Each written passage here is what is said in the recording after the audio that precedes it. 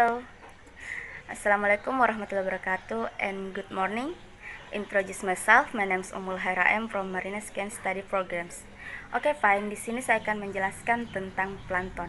Plankton merupakan sekelompok biota akuatik yang berupa tumbuhan maupun hewan yang hidup melayang maupun terapung di permukaan perairan, dan pergerakan serta penyebarannya dipengaruhi oleh gerakan arus, walaupun sangat lemah.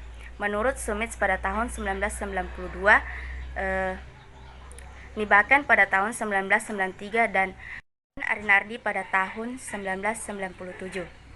Baiklah, di sini plankton terbagi menjadi dua, yaitu fitoplankton dan zooplankton. Fitoplankton merupakan tumbuh-tumbuhan air dengan ukuran yang sangat kecil dan hidup melayang dalam air. Fitoplankton memiliki peranan yang sangat penting dalam ekosistem perairan, sama pentingnya dengan peranan tumbuh-tumbuhan hijau lainnya. Zooplankton merupakan plankton hewani, meskipun terbatas namun mempunyai kemampuan bergerak dengan cara berenang atau migrasi vertikal. Peranan plankton dalam ekosistem perairan terbagi menjadi dua, yaitu yang pertama peranan positif dan yang kedua peranan negatif.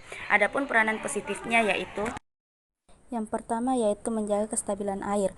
Plankton adalah biota laut yang berarti berukuran sangat kecil. Hidupnya mengapung, melayang, tidak dapat melawan arus. Plankton tersebut menutupi permukaan laut, terlindungi karena adanya fitoplankton yang membutuhkan sinar matahari tidak langsung masuk ke dalam air sehingga suhu perairan dapat stabil. Yang kedua yaitu sumber pakan bagi laut. Plankton bermanfaat bagi perkembangan biota laut karena di dalamnya terkandung protein dan karbohidrat. Ketiga, dapat dijadikan bahan obat-obatan. Plankton juga penting dalam proses yang mengontrol distribusi dan pergerakan energi dan nutrisi penting seperti karbon, nitrogen, dan fosfor. Keempat, sebagai penyerap karbon di perairan.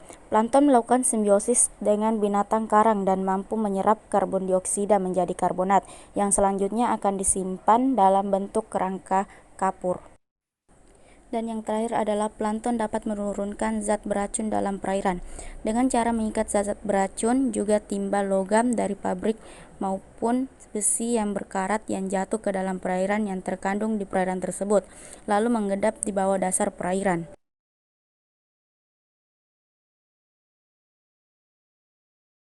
Kemudian peranan negatif plankton, diantaranya yaitu pertama yaitu fitoplankton menyebabkan blooming. Blooming merupakan fenomena yang terjadi akibat ledakan perkembangan yang begitu cepat dari sejenis fitoplankton.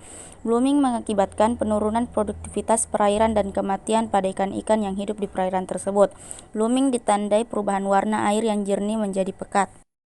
Yang kedua, beberapa cyanophyta dapat menghasilkan geosmin yang menyebabkan bau lumpur pada daging ikan dan biota laut lainnya.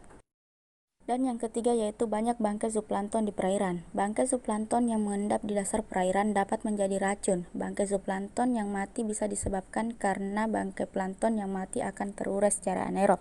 Gas-gas tersebut bersifat racun jika dalam konsentrasi tertentu yang dapat menyebabkan kematian pada ikan. Baiklah, terakhir kita akan membahas tentang manfaat plankton. Seperti yang kita ketahui bahwasanya plankton sangat bermanfaat bagi ekosistem perairan.